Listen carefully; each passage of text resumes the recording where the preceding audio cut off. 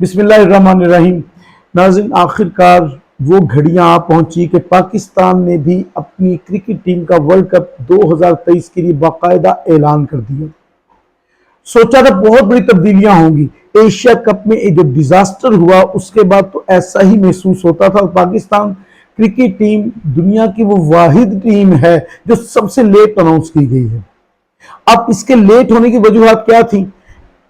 कल मैंने वीलॉग में बात की थी, मैंने ये भी कहा था कि बाबर आजम अच्छे कप्तान हैं, अच्छे दोस्त, तो साबित हो अच्छे दोस्त हैं, इसलिए कि हसन अली को टीम में शामिल कर लिया गया।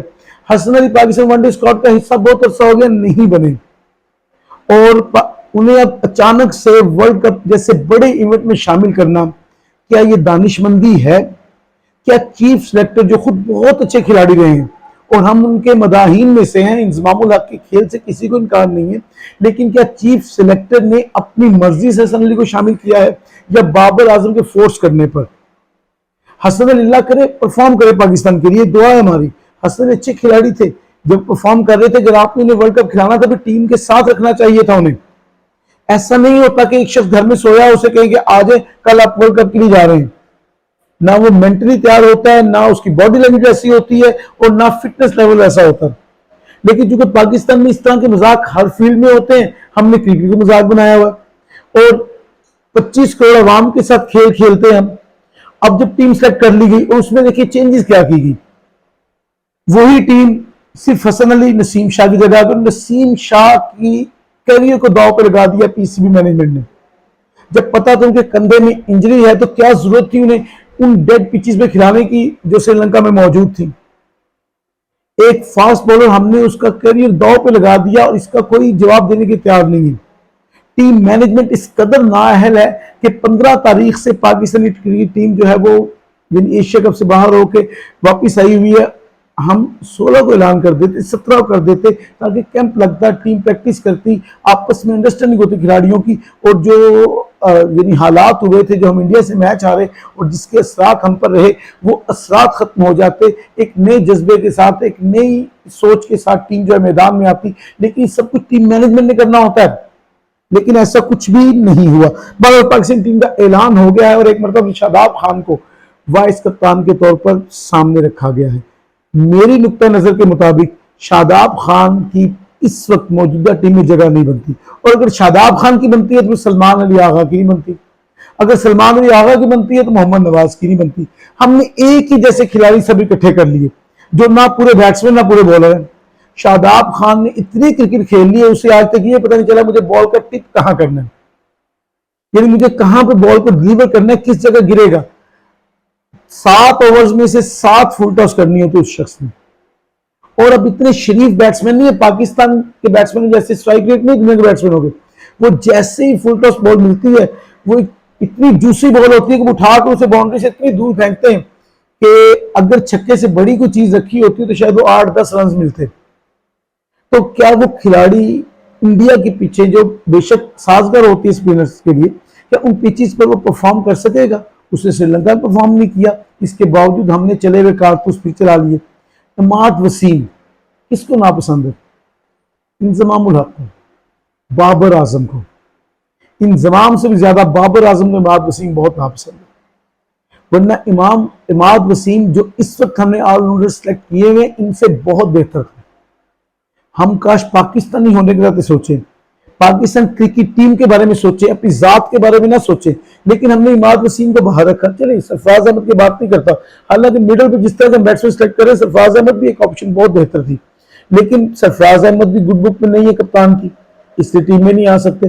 टेस्ट में खिलाना मजबूरी बन गई थी, मोहम्मद रिजवान से परफॉर्मेंस नहीं दी जा रही थी, वरना टेस्ट में कभी ना खिलाते सरफराज को।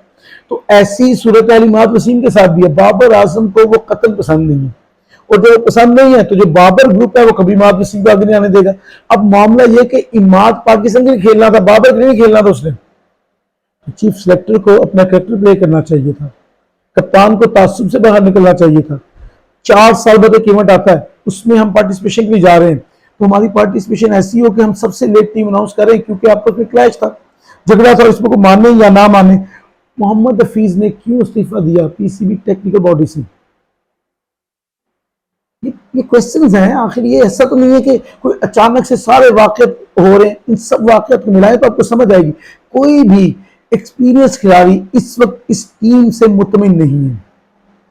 आप जिससे बात कर लें सब हैरत के इज़हार कर रहे हैं कि क्या सिलेक्शन हुई है, हम वाकई वर्ल्ड कप खेलने जा रहे हैं, क्या हम भारत के अंदर कॉम्पीट करने की पोजीशन में होंगे, क्या ये टीम प्रेशर बेयर कर सकेगी। हमने देखा 356 पे जो हाथ पांव भूले हुए थे हमारे बैट्समैनों के, वो सब ने देख लिया, रन बन गए, बुरा हुआ बन गए, लेकिन बैट्समैनों को कुछ तो रिएक्शन देना चाहिए था।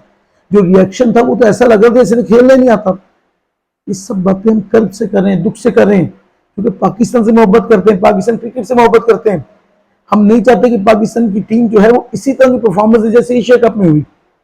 पाकिस्तान के पहले 2 मैचेस देखे जाए तो बहुत आसान है, लेकिन उसके बाद के मैचेस आसान नहीं है।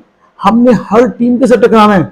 ऑस्ट्रेलिया भी है, इंडिया भी है, ये बड़ी टीम है, इंग्लैंड भी है। क्या हमारे खिलाड़ी इतना बड़ा प्रेशर बेयर करने की पोजीशन में, परफॉर्म करना तो बात का सवाल है, पहले तो ये देखना है क्या ये प्रेशर को बेयर कर सकते हैं। 92 के वर्ल्ड कप में बहुत से नए लड़के थे, उसमें इंजमामुल हक भी शामिल थे, लेकिन उसमें कैप्टनसी का बहुत बड़ा डिफरेंस था। इमरान खान एक बहुत मजबूत आसाब के कप्तान थे। बाबर आजम तो हाथ में उनके अपने भूल जाते, फील्डिंग इन्हें खड़ी करनी नहीं आती। एशिया कप में हम जो श्रीलंका से मैच आ रहे हैं विदाउट थर्ड मैन, मुझे नहीं याद पड़ता किसी कप्तान ने अपनी आखिरी ओवर्स में, डेथ ओवर्स जब 2 बॉलें रह गई हो और 6 रन चाहिए हो तो थर्ड मैन जो है प्लेस ना की हो, और वहीं पर एज होकर वो यानी 4 रन मिले थे श्रीलंका को। पाकिस्तान एक जीता हुआ मैच हार गया, पहले हार रहे थे, फिर जीतने की पोजीशन में फिर हार गए। अब ये नहीं देखा जाता कि गलती किसने की, देखा जाता पाकिस्तान मैच हार गया, हम एशिया कप के फाइनल तक नहीं पहुंच सके। यानी दुनिया की वो फास्ट बॉलिंग हम रखते थे कि जिसने चंद रोज पहले तक दुनिया को डराया हुआ था, अचानक से उसके सारे रंग उतर गए। बॉलर्स ने बॉल भी अच्छे डिलीवर नहीं किए होंगे, लेकिन कप्तान ने कैप्टनसी वैसी नहीं की जैसे करनी चाहिए थी। और अभी भी वही रवैया है कि मेरा ये दोस्त शामिल हो जाए, मेरा वो दोस्त शामिल हो जाए, इसको होना चाहिए, इसको नहीं होना चाहिए। जब आप पसंद और नापसंद को जात की बुनियाद पर ले आते हैं तो उससे टीमें कभी भी अच्छा परफॉर्म नहीं करती। दुआ की हद तक हम कहते हैं कि अल्लाह करे पाकिस्तान बहुत अच्छा परफॉर्म करे, अल्लाह करे हसन अली की सिलेक्शन हमारे लिए बेहतर हो, हम अल्लाह का भी शुक्र अदा करेंगे और वील बनाएंगे, उसमें हसन अली का बाकायदा जिक्र भी करेंगे। लेकिन सो फार जो सिचुएशन है उसके मुताबिक कहीं भी ऐसी होपफुल सिचुएशन नहीं है कि जिसको कहें कि हसन अली बहुत बड़ा परफॉर्मर है और बहुत बड़ा चेंज ले आएगा या पाकिस्तान टीम बहुत बड़ा चेंज ले आएगी, ऐसा महसूस नहीं होता। फिर सबसे बड़ी बात है हम कैंप लगाने में बहुत देर हो गई, हमें ना अहल टीम मैनेजमेंट है जो अभी तक कैंप ही नहीं लगा सकी। ऐसी सूरत हाल में क्या हम दुनिया का मुकाबला कर सकते हैं? फिर वही बात है, दुआ है कि मुकाबला करें, लेकिन हक़ाइक़ इसके बिल्कुल बरक्स है। अल्लाह करे पाकिस्तान कामयाब हो और हम फाइनल भी खेलें, फाइनल जीते भी, लेकिन हर वक्त खुशफहमी में रहना भी दुरुस्त नहीं होता।